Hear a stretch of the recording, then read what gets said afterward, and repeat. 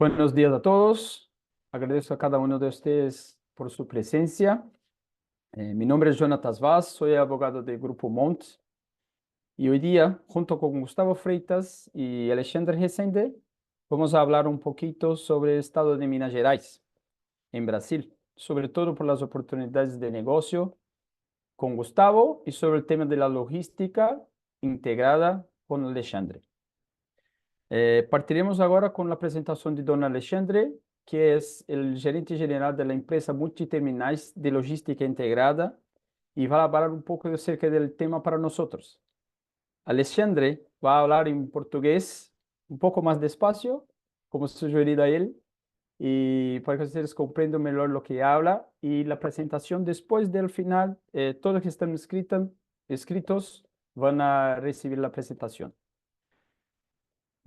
Acá dejo de compartilhar e Alexandre vai subir sua apresentação para que dê o webinar.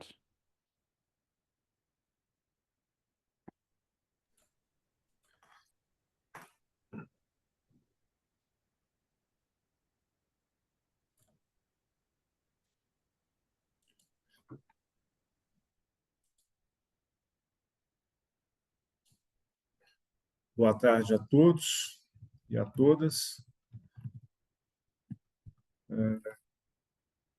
Como o Gustavo falou, meu nome é Alexandre Rezende.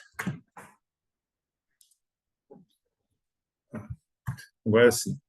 Meu nome é Alexandre Rezende, eu sou gerente geral da Multiterminais, que é a empresa que administra o Porto Seco de Juiz de Fora, localizado na Zona da Mata, no estado de Minas Gerais. Eu gostaria de agradecer ao Monte Grupo e ao Sebrae o convite recebido e ter a oportunidade de falar de um assunto que é a minha vida, que é logística.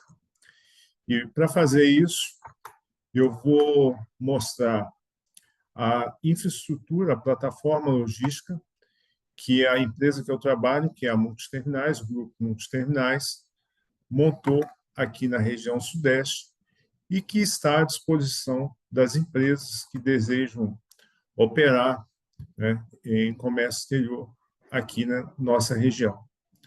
Então, eu vou falar um pouquinho, começar de uma forma corporativa, depois eu vou mostrar as nossas operações no Porto do Rio de Janeiro e depois eu mostro a infraestrutura aqui em Juiz de Fora. Bom, a Multiterminais é uma empresa, um provedor logístico.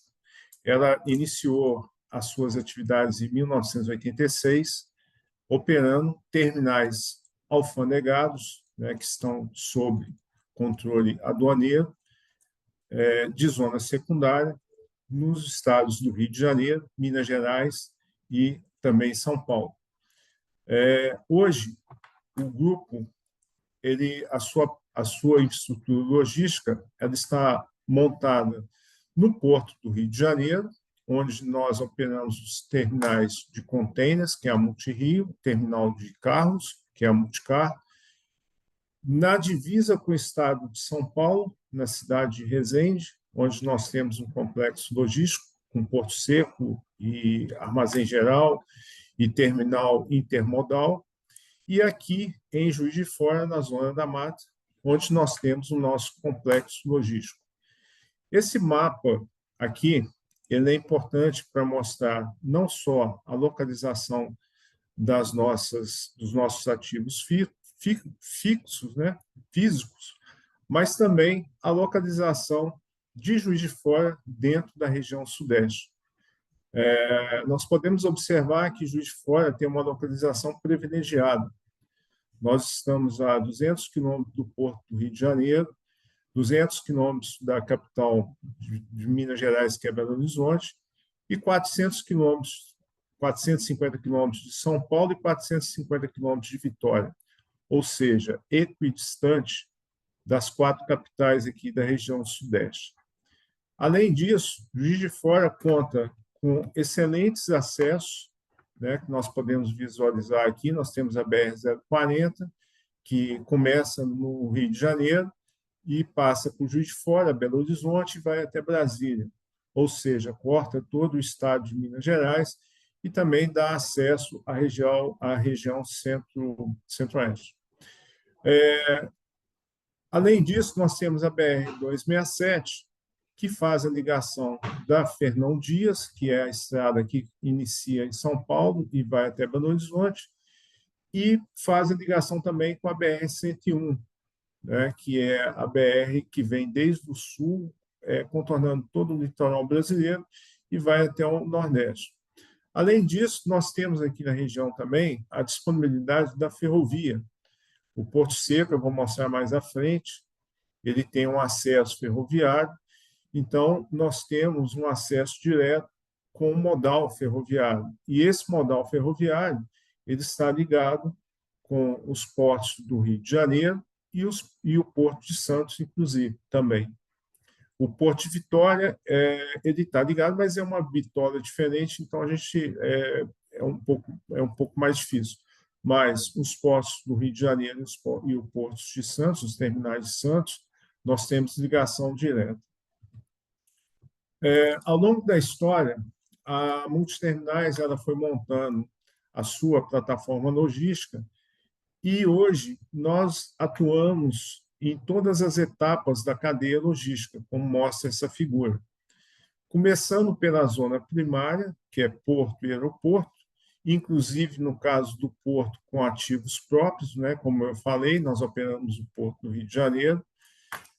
Depois, atuamos no transporte rodoviário, ferroviário, em trânsito aduaneiro, que é um regime especial, e que permite a transferência da carga para um porto seco, né, um outro local alfanegado, que está sob controle da Receita Federal. Temos portos secos, né, conforme eu falei, Juiz de Fora, Resende, Rio de Janeiro. Armazéns gerais, que são terminais que estão fora do controle aduaneiro, que é permitido fazer operações que não estão sob controle aduaneiro. O transporte de carga liberada. Atuamos também dentro da fábrica, dentro da casa dos nossos clientes, fazendo a logística interna, e como aconteceu aqui na fábrica de automóveis da Mercedes-Benz, aqui em Juiz de Fora, a CSA lá em Sepetiba, e etc. E depois na logística reversa, que é na exportação de produto acabado, devolução de embalagem vazia, container vazio, fechando um ciclo de 360 graus aqui. Obviamente, tudo isso precisa de ferramentas de TI, né, para que possamos fazer uma gestão competente da cadeia logística. Eu vou começar mostrando a nossa infraestrutura no Porto do Rio de Janeiro, porque a logística de Juiz de Fora, do estado de Minas Gerais, ela está muito ligada com o Porto do Rio. O Porto do Rio é o porto mais próximo do estado de Minas Gerais e é onde que os mineiros, né, recebem a maioria das suas cargas. Então, aqui nós temos uma foto do terminal da Multirio, que é um terminal operado pela Multiterminais, faz parte do grupo. Esse terminal ele é especializado na movimentação de contêineres e carga de projeto. E do lado direito, nós temos a foto do berço, né, dos dois berços, e também do desvio ferroviário, que ele está localizado debaixo da ponte Rio-Niterói, que é essa ponte aqui que liga a cidade do Rio de Janeiro à cidade de Niterói. Aqui nós temos algumas informações sobre a operação no Porto do Rio, na Multirio, no qual eu destaco a área, né, 251 mil metros quadrados de área dentro do Porto do Rio, uma capacidade de armazenamento de 20 mil metros quadrados, né, de armazéns cobertos, uma capacidade de movimentação de 22 mil TEUs e a produtividade de 70 contêineres por hora. Essa produtividade aqui ela varia de acordo com a demanda, com o movimento do comércio exterior. Atualmente, ela gira em torno de 70 contêineres por hora, o que permite uma capacidade de movimentação de até 1 milhão de TEUs por ano. Aqui tem outras informações, mas as principais são essas. Do lado da Multirio, né, a Multirio está aqui, que é o terminal de contêineres que nós vimos, nós temos um terminal de veículos, que é a Multicar. Esse terminal ele foi concebido, né, ele foi privatizado para ser especializado na movimentação de veículos acabados, tanto veículos comerciais como leves, pesados, de passeio, né? Então, nós temos aqui operações das principais montadoras que estão instaladas aqui na região sudeste, como a Stellantis, o grupo Stellantis, Peugeot, Citroën, Fiat, Volkswagen, Nissan, Mercedes-Benz, etc. Esse terminal recebe, então, veículos tanto importados, né, que chegam importados para serem distribuídos para o interior do país, como recebe também os veículos produzidos no Brasil com destino à exportação. Algumas informações sobre esse terminal, né? Eu gostaria de destacar aqui a capacidade de armazenamento, 12 mil vagas, né? Nós temos, inclusive, um edifício garagem, conforme mostrou ali na foto, e isso permite uma capacidade de movimentação de 326 mil veículos por ano. Obviamente que esse volume aqui ele varia de acordo com o tempo de estadia dos veículos, né? Mas é uma média de 326 mil veículos por ano. Agora, eu vou mostrar a infraestrutura de Juiz de Fora, né? Que está localizada aqui na Zona da Mata, no estado de Minas Gerais, que é o objetivo principal aqui da nossa apresentação. Aqui em Juiz de Fora, nós temos um complexo logístico. E eu chamo de complexo logístico porque nós temos um terminal alfandegado que está sob o controle da aduana, da Receita Federal, e que está dentro dessa linha verde, ou seja, o Porto Seco, né? E, do lado, nós temos um terminal que está dentro dessa linha branca, que é um armazém geral, que não está sob controle aduaneiro. O Porto Seco, os dois terminais, eles têm, no total, 130 mil metros quadrados de área, sendo a metade Porto Seco e a outra metade o armazém geral. Do lado do Porto Seco, nós recebemos operações de importação e exportação e que estão sob controle da aduana, da Receita Federal. E, do outro lado, no armazém geral, nós recebemos operações de cargas nacionais produzidas no país, cargas que já foram liberadas pela Receita Federal, ou seja, cargas que não estão sob controle aduaneiro. Do lado do Porto Seco, nós podemos visualizar o desvio ferroviário, que está aqui nessa linha aqui, tem 600 metros de comprimento e uma capacidade de movimentação de até 20 contêineres de 40 pés por manobra.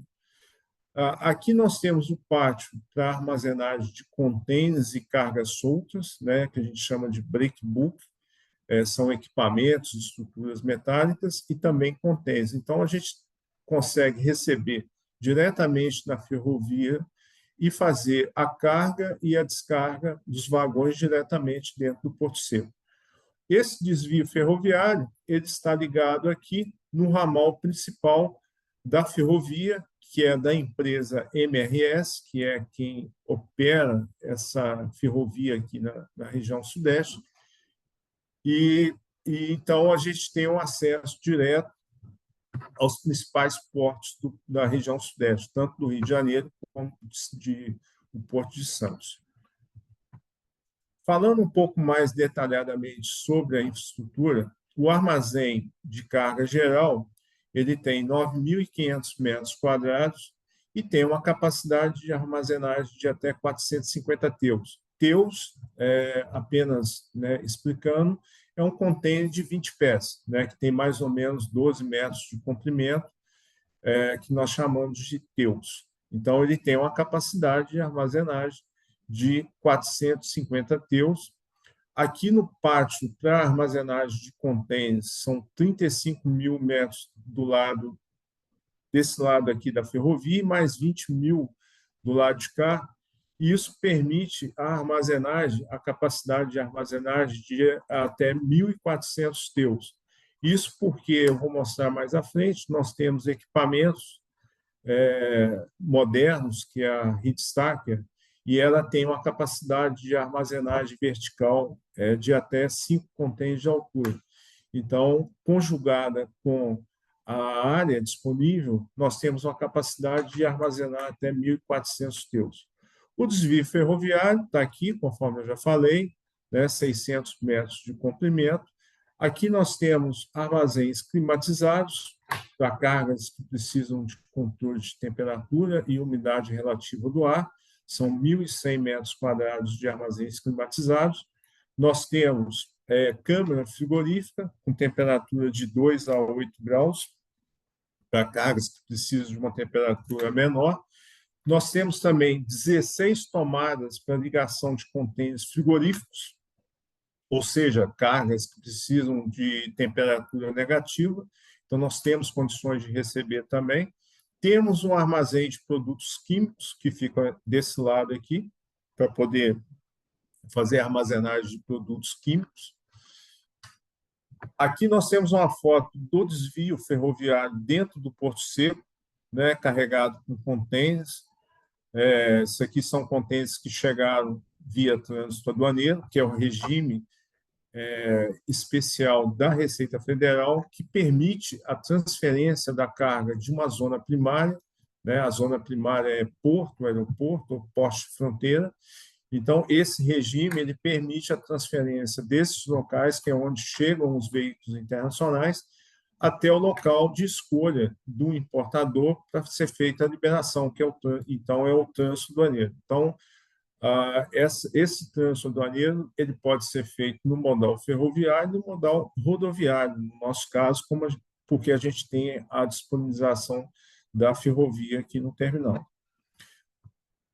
Apenas para citar os equipamentos que nós temos disponível no terminal, nós temos 3 Heatstacker da marca Terex, empilhadeiras com capacidade de 30 toneladas de garfo, que é essa aqui, para movimentação de caixarias e equipamentos, empilhadeira de 10 toneladas, de 7, de 4, de 2,5, ou seja, uma frota completa para poder fazer a movimentação de todo tipo de carga. Então, nós temos capacidade de movimentar praticamente todo tipo de mercadoria.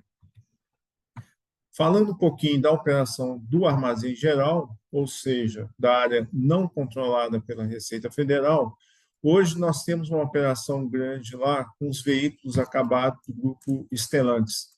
Então, todos os veículos que é Dodge, Chrysler, Jeep, Ducato, Compass, eles chegam pelo Porto do Rio de Janeiro, são liberados lá, depois transferidos para cá, e aqui nós temos oficina mecânica, elétrica, pintura, funilaria sem retoque de pintura, que é o martelinho de ouro, e fazemos todas as atividades no carro para que ele possa ser distribuído para todas as concessionárias do Brasil inteiro.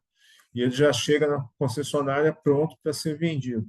Então, nós temos essa operação hoje aqui, mas o armazém geral, nós temos também a operação com cargas, material produtivo, por exemplo, cargas que já foram nacionalizadas ou cargas que foram produzidas aqui no Brasil, ou seja, cargas que não estão sob controle aduaneiro. Então, é uma gestão de estoque de material que não pode ser feito dentro do Porto Seco, porque no Porto Seco a gente só pode receber cargas que estão sob o controle da Receita Federal.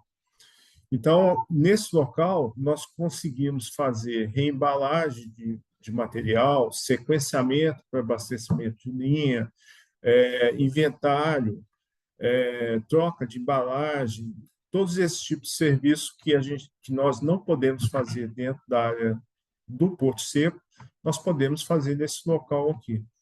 Então, aqui algumas fotos da operação dentro do armazém geral. E, com isso, permite que nós possamos, né, fornecer, trabalhar com os diversos tipos de abastecimento que a indústria precisa, né? Seja abastecimento Kanban, Just-in-Time, GIS, Just-in-Sequence e etc. Aqui uma foto dentro da fábrica da Mercedes-Benz, onde que nós já atuamos, já tivemos 300 funcionários trabalhando lá dentro, fazendo todo o abastecimento da linha de produção, né? Inventário, recebimento de material, pedido e entrega diretamente na linha para a produção dos veículos. Nesse slide aqui, eu gostaria de chamar a atenção dos benefícios em se utilizar uma operação dentro de Porto Seco, né? Os portos secos eles foram criados para que pudessem oferecer aos importadores e exportadores alternativas logísticas para que eles pudessem ter mais competitividade no comércio exterior, né, internacional. Então, dentro dos portos secos, por estar localizado dentro de uma zona secundária, fora da zona primária, ele tem um objetivo principal com a carga. É diferente do porto ou de um aeroporto, onde o objetivo principal, a prioridade, é o veículo internacional. Então, um porto ele recebe um navio com 8.000 contêineres a bordo, ele tem que carregar e descarregar esses contêineres e fazer a operação no menor tempo possível. Então, não permite que você consiga fazer uma operação logística mais detalhada, com mais calma ou de acordo com a sua necessidade. E os portos secos, não. Os portos secos, eles trabalham com regimes especiais, que eu vou mostrar aqui na frente, no qual permitem logísticas, né, permitem serem realizadas logísticas diferentes.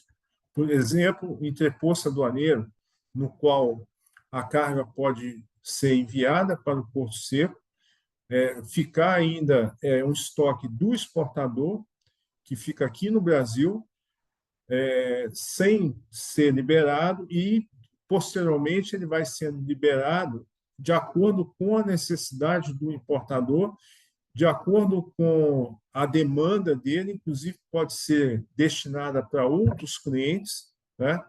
E os impostos e o câmbio vai sendo pago de acordo com a liberação da carga. Então, esse é um dos regimes que estão à disposição dos importadores e exportadores dentro dos portos secos, que é bastante flexível e pode trazer uma competitividade muito grande para as empresas, né? E, com isso, por exemplo, o fato de você, né, da empresa, não ter que desembolsar o câmbio e o imposto da mercadoria de uma vez única, né, é uma vantagem financeira, porque esse capital ele pode ser aplicado em outras coisas. Então, os portos secos, conforme eu falei, eles trabalham com diversos regimes diferentes, né, especiais. Aqui nós temos o DAC, que é um regime que é depósito alfanegado certificado, é um regime para exportação. Falando bem rapidamente sobre esse regime, é o seguinte: a empresa brasileira ela foi contratada para produzir um material e exportar para um cliente no exterior. O material já está pronto, só que o cliente no exterior ele não pode receber esse material agora. Então, essa carga pode ser enviada para o Porto Seco, ela fica no regime DAC, ele recebe um certificado que a carga já está no Porto Seco, e, com isso, ele já pode fechar o câmbio, já pode receber o câmbio, já pode considerado para efeitos legais que a carga já foi exportada. E aí, quando o importador lá fora quiser receber essa carga, ele dá a ordem e a carga é embarcada para ele.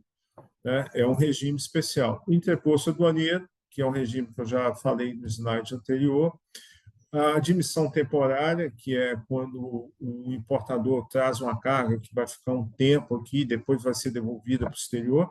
Por exemplo, carga que vai para uma amostra, para uma exposição, ou uma carga que vem para um conserto, uma manutenção e depois vai ser devolvida para o exterior. E essa admissão não tem pagamento de impostos.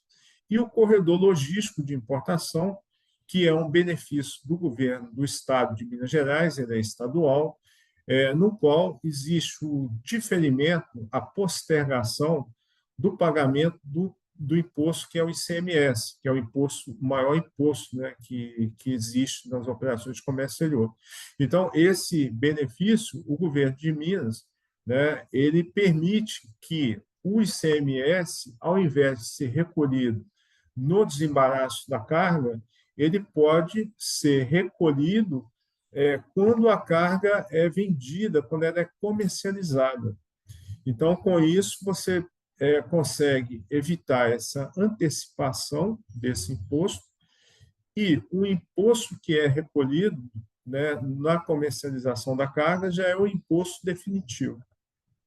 Então, são regimes especiais que estão à disposição das empresas que desejam operar dentro do estado de Minas Gerais e utilizando um terminal que é um porto seco. Obviamente, né, nós precisamos de ferramentas de TI, né, que nos possibilita fazer uma gestão eficiente da cadeia logística. E a Multiterminais, né, nós temos uma diretoria de TI apenas voltada para buscar e desenvolver novas tecnologias, novas ferramentas, para que a gente possa fazer essa gestão da melhor forma possível. Inclusive, possibilitando uma interação, disponibilizando informações para os nossos clientes, para os gestores, para que eles possam fazer essa gestão também. Então, aqui na tela, nós temos um exemplo de um tipo de relatório, que é o tracking de carga, ou seja, um rastreamento da carga. Se a carga estiver dentro da nossa operação, nós temos como enviar numa única tela para o importador ou exportador um status atualizado e online de toda a cadeia logística, com informações aonde em qual etapa da cadeia logística que essa carga se encontra, a quantidade, inclusive se está liberado, se não está liberado. Então, são informações, são relatórios que podem ser disponibilizados para os clientes para que o cliente tenha acesso à informação da maneira mais eficiente, mais rápida e mais fidedigna possível. Essa interação, né, inclusive, ela pode ser feita de diversas formas, né? Hoje em dia, a tecnologia nos permite trabalhar de várias maneiras diferentes. Então, nós temos a possibilidade de mandar relatórios via e-mail, SMS, acesso direto, enfim, uma série de possibilidades diferentes. A ideia é manter todos os agentes que estão envolvidos na cadeia logística com o mesmo nível de informação para que a operação seja realizada da melhor maneira possível. Bom, o que eu gostaria de mostrar, eu acho até que eu me excedi um pouquinho no tempo, peço desculpas, mas o que eu gostaria de mostrar é exatamente essa infraestrutura que está à disposição das empresas que desejam operar no comércio exterior aqui em Minas Gerais, especialmente aqui em Juiz de Fora, aqui na Zona da Mata, né? Essa infraestrutura, essa plataforma logística, ela está já montada, operando já há mais de 10 anos. Aqui nós temos operações de empresas grandes, médias, pequenas, diversos setores diferentes, indústria automotiva, siderúrgica, farmacêutica, produto acabado, enfim. Eu gostaria de agradecer novamente a oportunidade e fico à disposição. Ok? Muito obrigado. Vou devolver a palavra agora para o Gustavo. Obrigado, Alexandre. Gracias, Alexandre, por su presentación.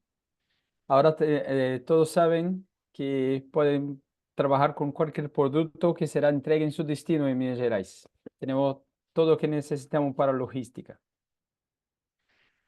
Ahora voy a hablar un poquito de Sebrae. Voy a pasar la palabra a don Alexandre, perdón, para don Gustavo, que es analista de negocios de Sebrae en Minas Gerais. El Sebrae, para que sepan, de una manera muy resumida, es una entidad muy respetada de Brasil que fomenta negocios y da todo el apoyo a los micro y pequeños empresarios. Está en todas las partes de Brasil y presta todos los tipos de asesoría a los pequeños empresarios, cursos de capacitación y de negocios, o sea, todo que tiene que ver con asesoría para que los micro y pequeños empresarios tengan éxito en su negocio. Gustavo, te paso la palabra, que suba la presentación, por favor. Gustavo también va a hablar en portugués, pero es lo mismo, la presentación se puede entender y después la compartiremos con todos los que participan del webinar. Muchas gracias, Gustavo. Bienvenido. Obrigado, Jonatas. Obrigado aí, Alexandre. Obrigado ao Monte Growth aí pela oportunidade.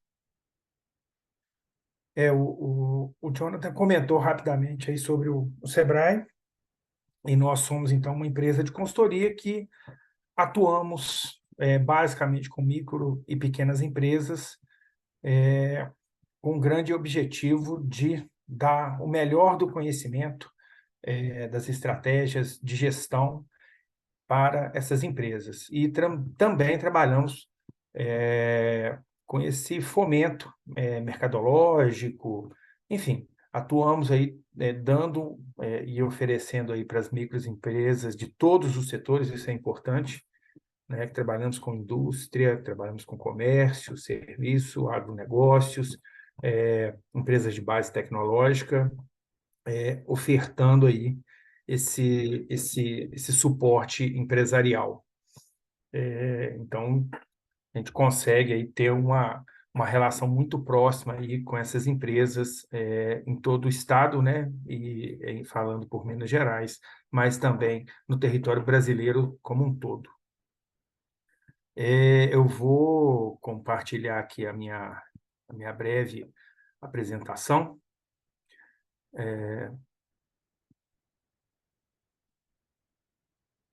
O objetivo aqui é falar um pouco, né, sobre essas oportunidades, né, da dinâmica e o funcionamento aí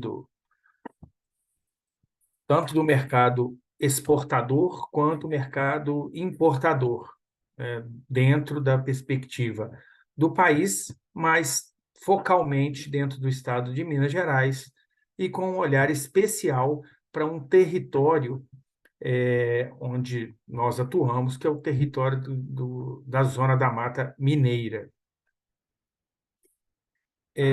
Inicialmente, né, é importante informar, né, que essa apresentação ela foi totalmente baseada em dados secundários, e esses dados secundários todos capturados aí de fontes oficiais e processadas para dar a vocês o entendimento de como funciona, né, o processo aí de importação e exportação no Brasil, em termos de volumes de negócios gerados com vários países ao redor do mundo, e olhando o tipo de produto e essa dinâmica, né, de troca, né, de comércio internacional.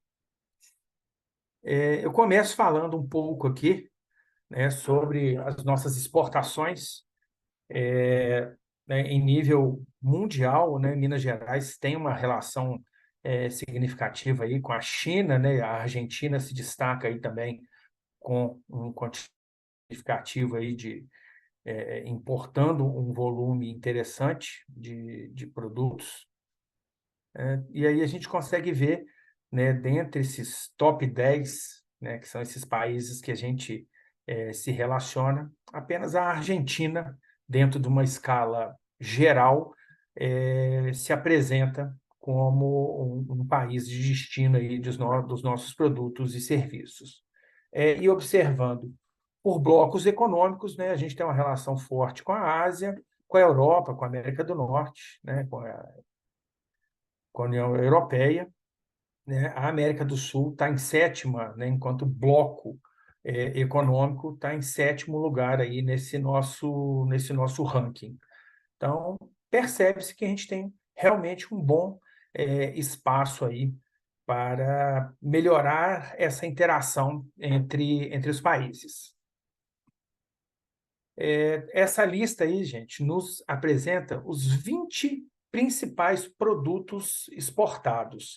Então, nós temos minérios de ferro, café, ferros-liga, açúcares de toda a ordem, soja, mesmo que processada minimamente, ouro, ferro, carnes animais, pastas químicas, tubos e perfis. Hidrogênio, né, gases raros, partes e acessórios de veículos, matérias minerais, veículos, automóveis para transporte de mercadoria, pastas químicas, produtos laminados, zinco, outros resíduos sólidos, motores, pistões e automóveis. Então, a gente tem aí uma gama de produtos industrializados e outros não industrializados compondo a nossa pauta.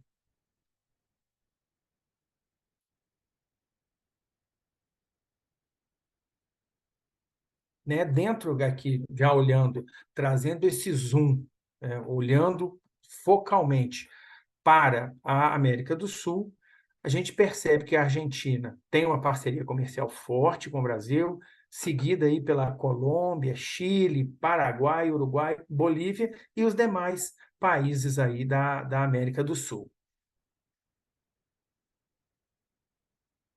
Nessa listagem, a gente consegue perceber essas exportações, né, para os países apenas da América do Sul, com os principais 20 itens. Tá? Essa descrição que a gente está usando, que é a SH4, é um descritivo internacional que facilita o entendimento aí, né, através do código SH4, do produto. Né? Apesar das pequenas variações existentes, vocês conseguem perceber aí que tipo de produto a gente está falando que compõe essa pauta. Então, na exportação, a gente vai falar de partes e acessórios de produtos, produtos laminados, veículos, né? O café tem um destaque importante, né? Inclusive, nós estamos numa região, a Zona da Mata Mineira especificamente, ela tem uma condição significativa aí na produção de cafés, inclusive os cafés especiais, então por isso que esse produto aparece. Essas partes de veículos também vêm das indústrias aqui lotadas, né? Motores, pistões, automóveis de passageiro, tem algumas matérias brutas, temos carrocerias de veículos, tubos, então milho, né? Cartuchos e seringas, e fios, cabos, chocolates e outros itens aí que se destacam aí nas exportações para a América do Sul. Né? O perfil dessas exportações em nível mundial e territorial, pensando no território da América do Sul, ela muda um pouquinho. Né? A gente consegue ver aí que existem aí outros produtos que se destacam na pauta de exportações. E aí a gente começa a mergulhar no entendimento aí das importações. Então, e interessante que a gente mantenha uma certa relação entre venda de produtos e compra de produtos, né? Vocês percebem que a análise desses dados, né? Se vocês perceberem os gráficos do comércio, da exportação e da importação, elas têm uma certa lógica, ela tem uma certa sinergia, né? A China também é um destino aí para as nossas mercadorias, como também a Argentina, né? Seguindo a mesma lógica que nós tivemos ali com as exportações, seguidas aí por Estados Unidos, Itália, Alemanha. Interessantemente, as importações a gente tem a presença de um maior número de países da América do Sul. Aí a gente já consegue perceber o Peru, a Colômbia, né, um pouquinho além ali, já o México e o Paraguai. Já por blocos econômicos, né, a América do Sul ocupa a mesma posição, porém o Mercosul tem uma posição inferior ao das exportações. Mas aí a gente percebe que tem uma similaridade, existe uma troca, né? Existe uma simbiose aí nesse processo.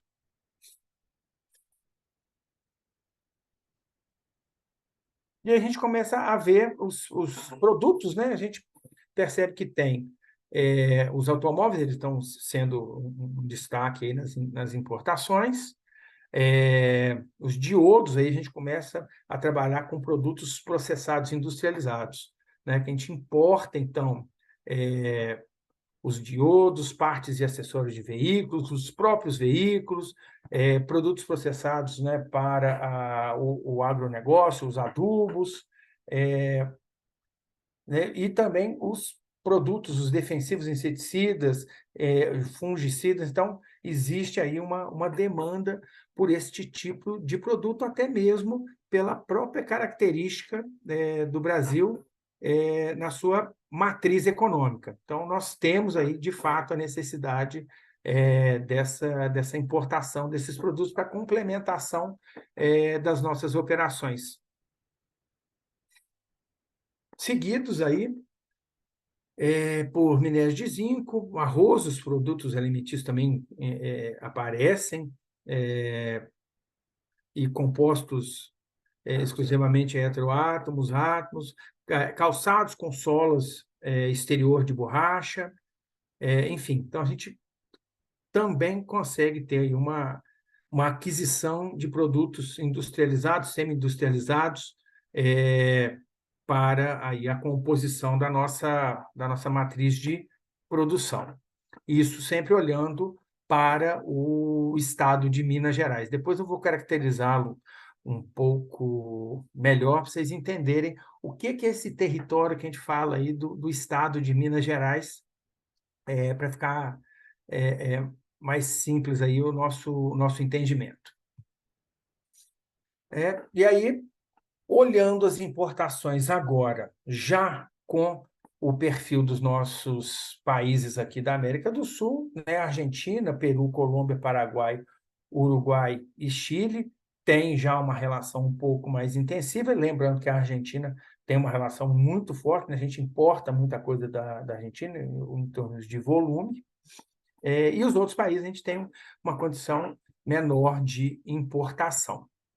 E aí, quem são esses produtos, né? Então, fazemos a importação de automóveis, minérios, o arroz, os briquetes, o cobre,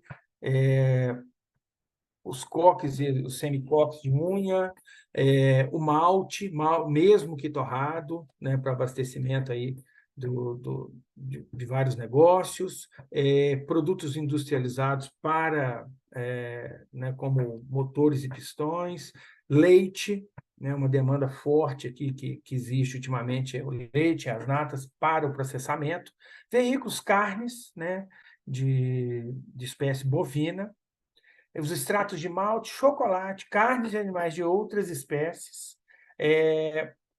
Então, a gente tem essa relação também de produtos extrativos ou semi-industrializados também aqui nessa relação, né? Os pescados, de uma forma geral, e alguma parte aí com os adubos e fertilizantes.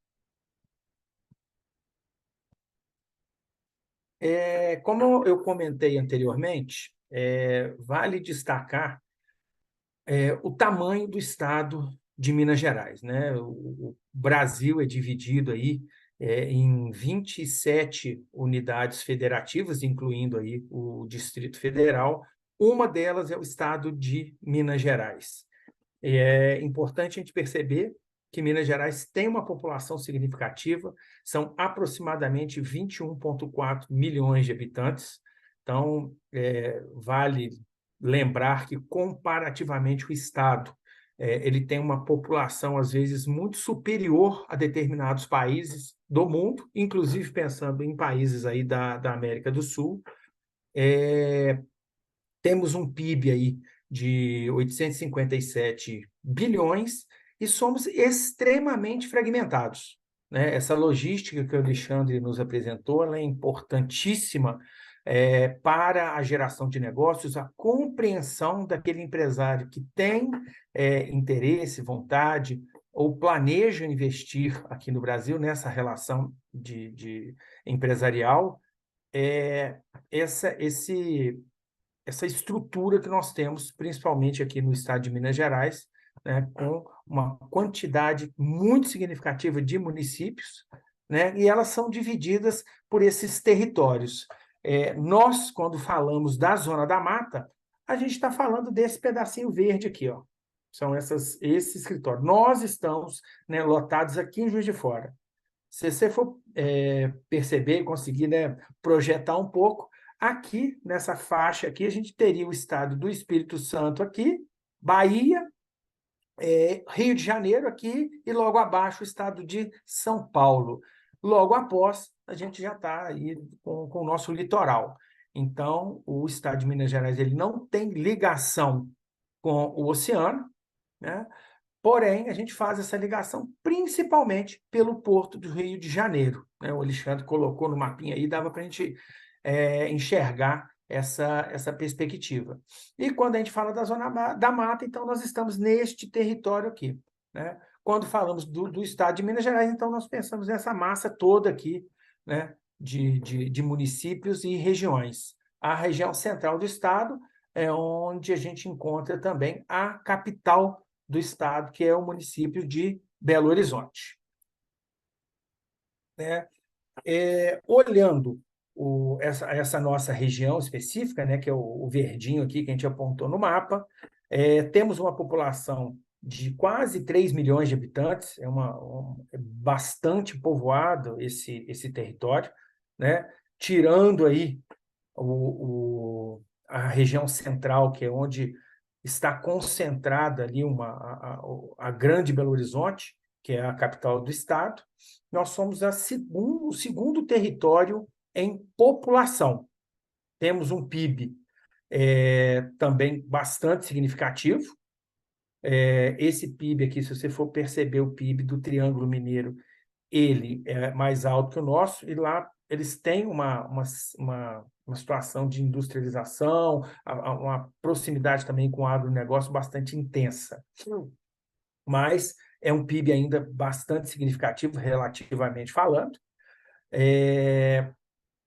E, né, temos aí uma quantidade de pequenos negócios também muito interessante, são 394 empresas aqui no nosso território, entre micro e pequenas empresas, e um PIB per capita aí de R$25 mil aí por habitante, tá? Que é um PIB interessante. Temos regiões, obviamente, com PIB mais elevado, mas é um PIB interessante, falando principalmente em aspectos do território brasileiro. A Zona da Mata representa aí, nas exportações, aproximadamente 6%, nas importações fazemos aí uma representação um pouco maior, em torno de 7% de produtos importados, e pensando aqui pelas cidades, né, Juiz de Fora tem 5% do volume de importações, que está associado ao perfil de empresas que nós temos aqui, principalmente na cidade de Juiz de Fora, que tem algumas grandes empresas do setor de mineração e transformação, incluindo a indústria automobilística. Isso aqui, gente, é o recorte daquele mapa que nós tivemos ali com os 9 territórios da Zona da Mata. Então, Juiz de Fora concentra aí, né, uma quantidade significativa de pessoas, é a maior região, né? Assim, inclusive, a Multiterminais e seus investimentos focados nesse território se associam à dinâmica econômica, principalmente de Juiz de Fora, lembrando que eles também têm uma capacidade de escoamento disso, mas em função, sim, do porte, da relevância que o município tem nessa região toda. Então, a gente até chama, né, que Juiz de Fora seria a capital da Zona da Mata. Não existe necessariamente essa figura de uma capital que não seja a nossa sede administrativa, mas pelo papel que ela representa no território, né? E o que a gente chama aí de capilaridade, ela tem aí uma capacidade de atração para Juiz de Fora, de vários negócios, várias atividades dessa região toda aí, que totalizam 171 cidades. Os principais destinos das nossas exportações, falando aí de Zona da Mata, numa perspectiva mundial, né, Alemanha, Estados Unidos, China, né, e aí a gente começa com a Argentina, como, né, o restante também da nossa relação geral de comercial com o país. Então, a Argentina não muda muito disso. Itália, Japão, e aqui no finalzinho a Colômbia, né? A gente tem uma relação também. E os principais municípios exportadores, aqui aparece a cidade de Manhuaçu, que, interessantemente, é uma região de produção cafeeira, então ela aparece aqui nesse topo aqui, ó, né, como realmente um produto de destino internacional forte, porque a produção do café na região é bastante intensiva e produz aí um café que se entregue, inclusive, processado. Tá? E aí a gente tem outros, né? Carnes, ferros liga, enfim, temos aí uma quantidade significativa de produtos também processados para a exportação. Já nas importações, a gente tem uma perspectiva aí muda um pouquinho esse quadro das importações. Então, a nossa região está se relacionando mais intensivamente aí com o Peru, com o México, os Estados Unidos, a Argentina, e trazendo aí, né, veículos e automóveis, minérios, polímeros, adubos, partes e acessórios de veículos, enfim, temos aí produtos também para nos apoiar aí nas nossas operações. E uma parte interessante é esse item aqui dos tecidos e fios e filamentos, que é uma região que acaba tendo aí uma pulverização grande do setor têxtil, o setor de alimentos também se destaca. Então, nós utilizamos muitos insumos para esse tipo de processamento. Juiz de Fora aparece aqui como o principal destino das importações da América do Sul. Manhuaçu, Martins Soares, Martins Barbosa. Barbosa é interessante, que é um município que é muito próximo a Juiz de Fora, então tem também um complexo ali empresarial significativo, então ele meio que, por logística, ele se soma aqui a Juiz de Fora por conta do território. Já Visconde do Rio Branco e Ubá, a gente tem uma indústria moveleira muito forte, muito desenvolvida, como também algumas empresas muito significativas no setor de alimentos, tanto de proteína animal, quanto do processamento aí de sucos e bebidas de uma forma geral, né? A região também tem um destaque relativo à produção do leite, produção de queijos, enfim, bem forte também.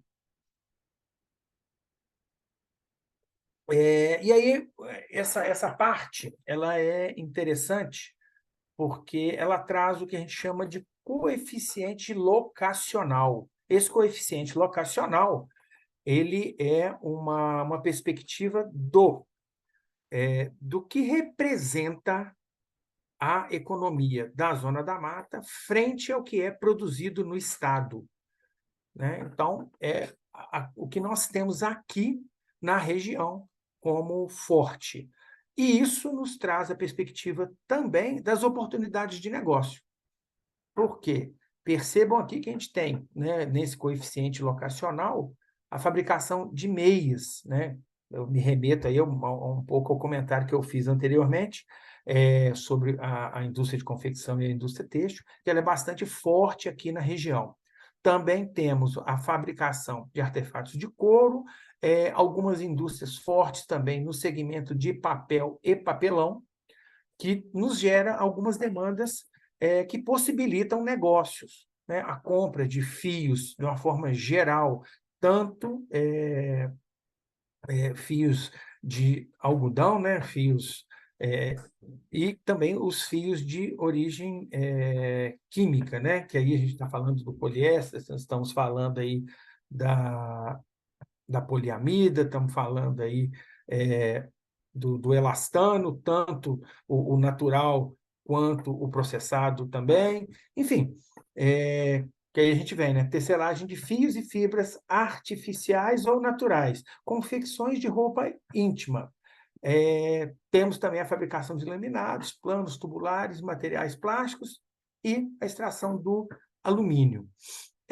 Então, esse setor têxtil, né, esse setor da confecção, da produção de roupas, calçados, e esses artefatos de couro estão associados a algumas grandes empresas e toda uma cadeia logística de produção, que pode gerar aí grandes oportunidades aí para essa relação comercial, né? Já existe aí uma relação de algumas empresas desse setor, tanto a fabricação de meias, quanto a confecção de roupa íntima, e o pessoal da tecelagem, com a Colômbia. Mas, certamente, temos outras oportunidades aí né? E aí, o coeficiente locacional, agora traduzido por setores, tá? Perdão. Né, fabricação de meias, então toda essa parte aqui industrial, as atividades de comércio, agropecuária e a própria construção civil. Então, essa aí é o nosso mapa de correlação entre o que o Estado produz e a força existente aqui na Zona da Mata nessa produção. Aqui uma leitura mais elementar, né, sobre a distribuição dos estabelecimentos, todo aquele total de empresas que a gente comentou que existem aqui na região, elas estão, né, ligadas aí ao comércio, tá? Isso aqui eu estou falando do número, né, de empreendimentos existentes, né? E, obviamente, toda a linha aqui segue essa mesma lógica, né?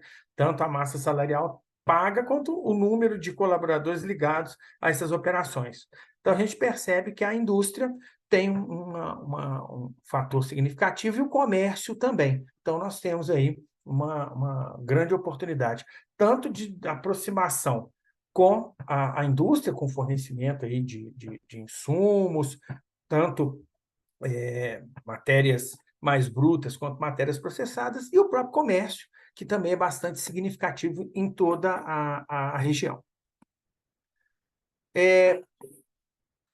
E toda essa informação, gente, ela fica disponível nesse site aqui que a gente chama do site das identidades territoriais. Ele é um site público, algumas informações que trago aqui na apresentação não ficam disponíveis, mas uma parte significativa fica. Então, para aqueles que não perceberam, não se enxergaram exatamente nesse material, pode haver aí vocês podem buscar essas informações nesse cenário, tanto no cenário de exportação, quanto no cenário de importação, tá? Lembrando que a gente pode fazer filtros aqui por países, volume, os grupos de produtos, enfim, ter uma leitura você se encontra com muito mais precisão, caso nessa apresentação a gente não tenha trazido o seu setor ou o seu ramo de trabalho. Eu trago aqui para vocês agora, quem quiser já fazer aí a leitura do QR Code, você já vai acessar diretamente a página do Inteligência Sebrae e aqui em cima o endereço para aqueles que quiserem copiar para poder se interarem um pouco mais aí dessas informações e se aprofundarem. Jonathan, o meu recado era esse. Muchas gracias, Gustavo. Muchas gracias. Da un panorama real sobre la región y mucho sobre el estado de Minas Gerais, las oportunidades de negocios. Muchísimas gracias. Te pido ahí que bajes su presentación para que yo pueda subir la mía y hablar un poquito sobre cómo el doing business, cómo hacer negocios en Minas Gerais o en Brasil en general. Muchas gracias, Gustavo. Voy a compartir mi pantalla.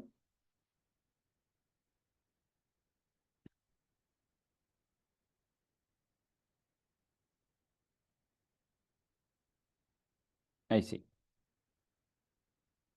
Bueno, hablando un poquito más de lo que Gustavo habló, de la región, ¿dónde está Minas Gerais? Minas Gerais hace parte de la región sudeste de Brasil, ahí donde está en rojo.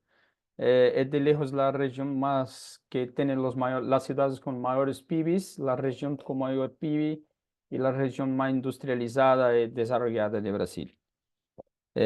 Hablando un poquito sobre los beneficios de tener una empresa local en Brasil, o sea, ubicada en Brasil. Los consumidores brasileños prefieren comprar un producto o servicio de una empresa local en vez de importar de empresas extranjeras. Eso es una cultura de nosotros.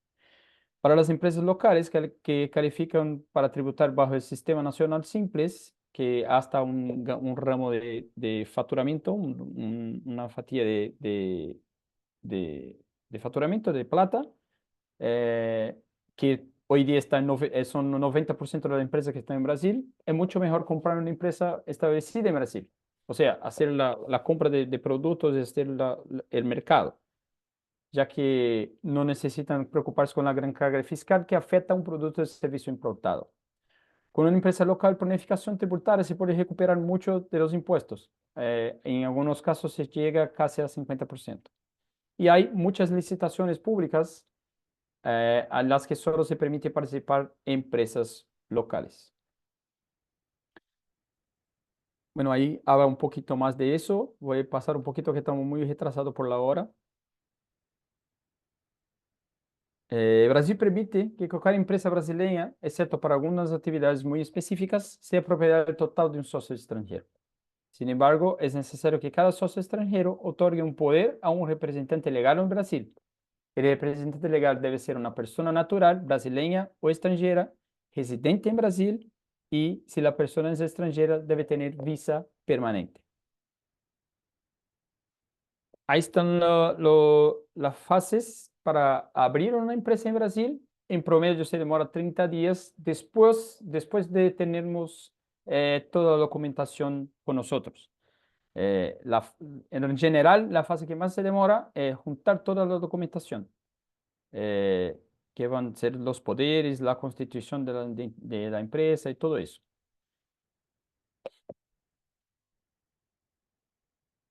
Y también es importante decir que en Brasil no existe cuenta en dólares. O sea, toda la cuenta, toda la plata pasa por cambio para enviar a otro país.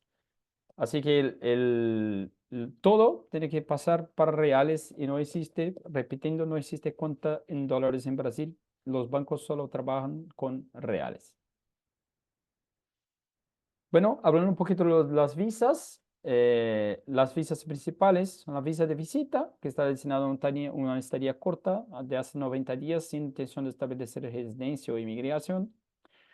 La visa temporal de residencia temporal, que está destinada también a una estadía de largo plazo por más de 90 días con la intención de establecer residencia por un periodo de tiempo determinado. Dependiendo del tiempo de visa temporal, el migrante suele estar autorizado a residir en Brasil por un determinado de 1 a 2 años.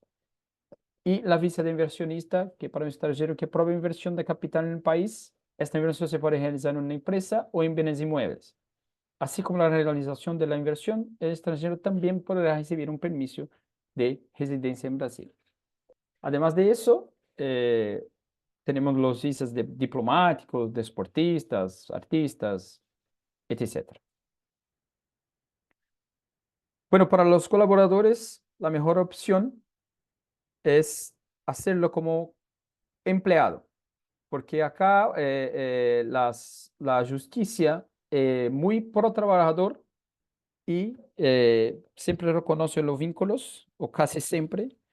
Entonces, si contrata una persona física para hacer los trabajos y tiene eh, remuneración fija, tiene su jefe, tiene habitualidad, o sea, tiene horario para seguir todo eso, se complica un poco después en la justicia y va a tener que pagar multa y esas cosas. Entonces, si contrata una persona, un tercero, esa persona, el prestador de servicio no podrá tener horarios fijos, superiores jerárquicos, ni trabajar de forma habitual y personal. Sería para servicios esporádicos. Deberá emitir una factura por los servicios prestados. La relación se regirá por un contrato de prestación de servicios y que sea preferentemente con una persona jurídica.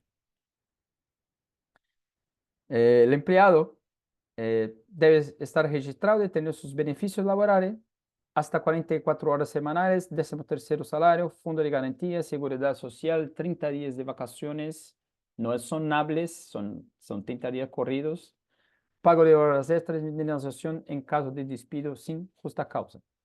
Incluso sin registro se puede, eso es un poquito de que más le hablé, que cuando el trabajador no está registrado en las entidades de Brasil, siempre va a tener la supremacía de la realidad sobre la forma. O sea, la justicia casi siempre reconoce el vínculo. Hablando un poquito de la parte tributaria, Brasil tiene actualmente 92 tributos vigentes, incluidos impuestos de contribuciones y tasas. Además del tipo en Brasil, los tributos están divididos en federales, estatales y municipales. Los principales tributos de la Unión, o sea, los federales, impuesto a la renta, contribuciones sociales, CSLL, PIS y COFINS, impuestos sobre productos industrializados, IPI, impuestos sobre importación, contribución de intervención, impuesto de exportación, impuestos sobre las operaciones de crédito, IOF, impuestos sobre la propiedad territorial rural. Los estaduales, que impuestos sobre la circulación de mercancía y sobre la presentación de servicios de transporte estadual intermunicipal, ICMS, impuesto a la propiedad de vehículos, IPVA, impuesto sobre causa muertes o donación de bienes y derechos, el TCMD.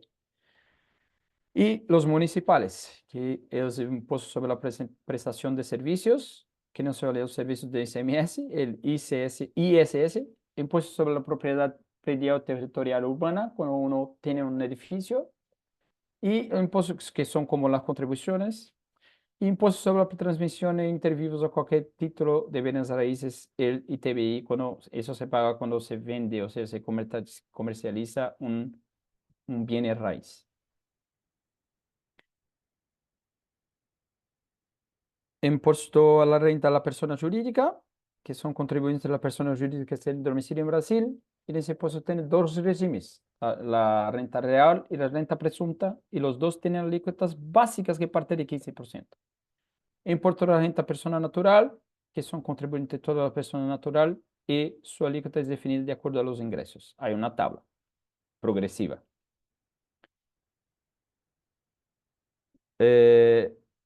La empresa debe optar por el régimen de renta real o renta presunta. Esa opción debe ser hecha en el inicio del año calendario y solo puede ser modificada en el calendario siguiente. Ese tributo es pago trimestralmente.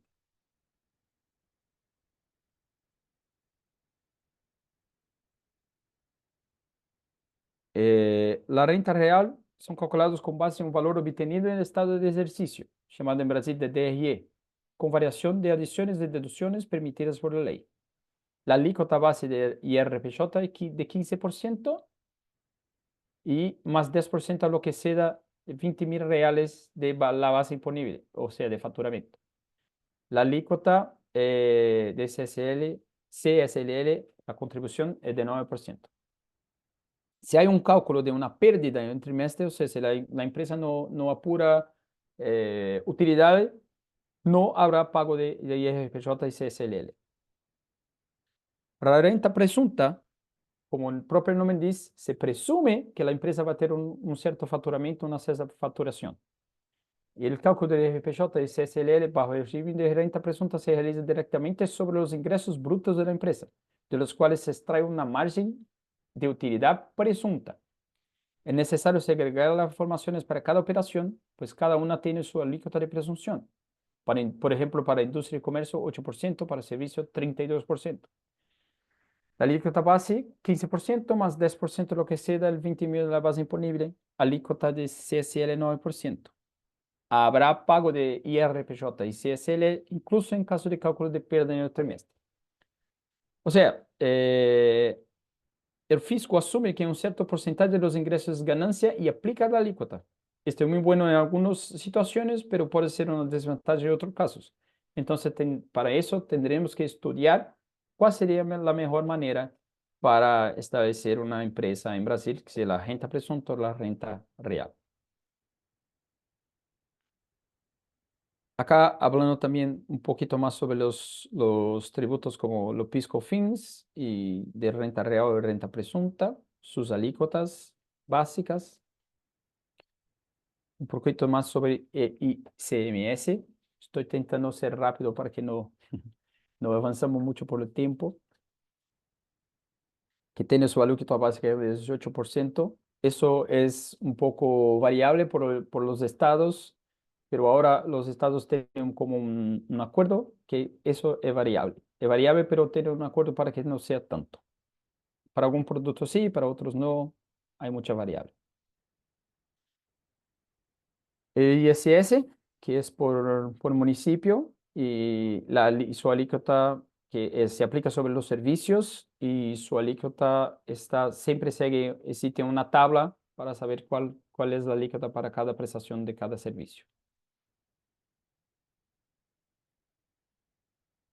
Acá yo tengo ejemplos de cómo se quedaría la carga tributaria para, por ejemplo, servicios de informática y tecnología. Para renta real estaríamos hablando de una total sobre la facturación de 6,55%, a la renta sobre total sobre la renta de 34%.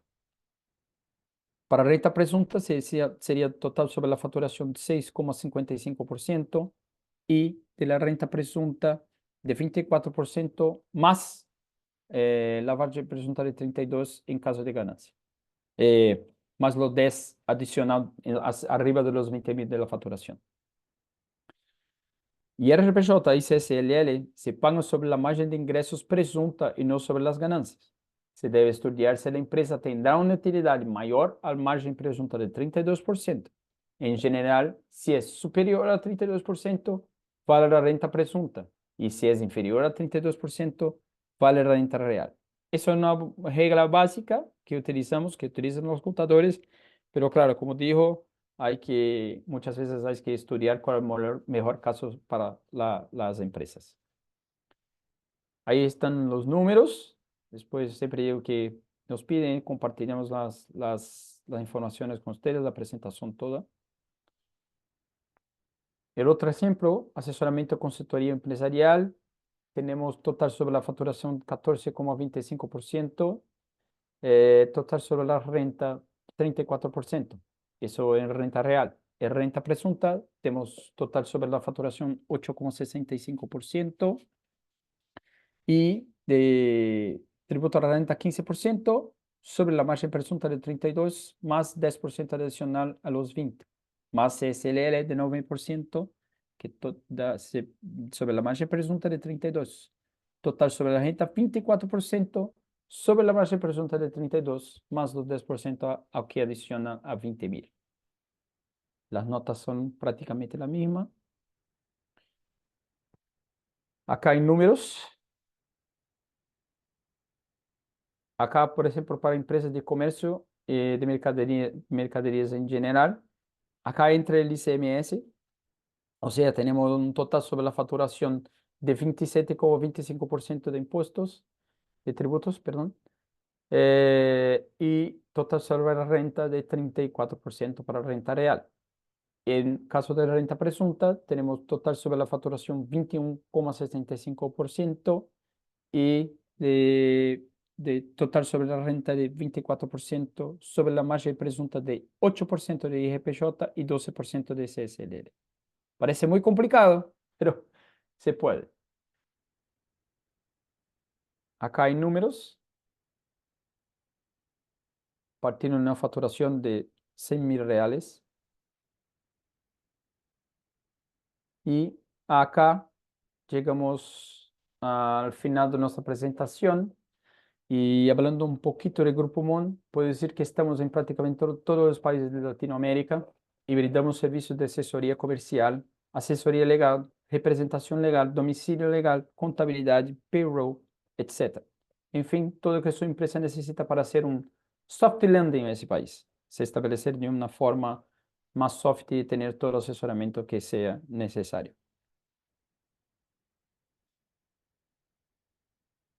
Muchas gracias a todos. Mi contacto está en la pantalla. No dudes en nos contactar para sacar dudas. Recuerden que podemos agendar una reunión, esclarecer mejor los puntos del sistema tributario, por ejemplo, y los puntos de negocio en Brasil, o ayudar a calcular cuál sería la carga tributaria para su empresa en Brasil. Cabe agregar que actualmente se está votando la reforma tributaria en Brasilia, pero aún no hay una agenda para que entre en vigor. Agradezco nuevamente a Gustavo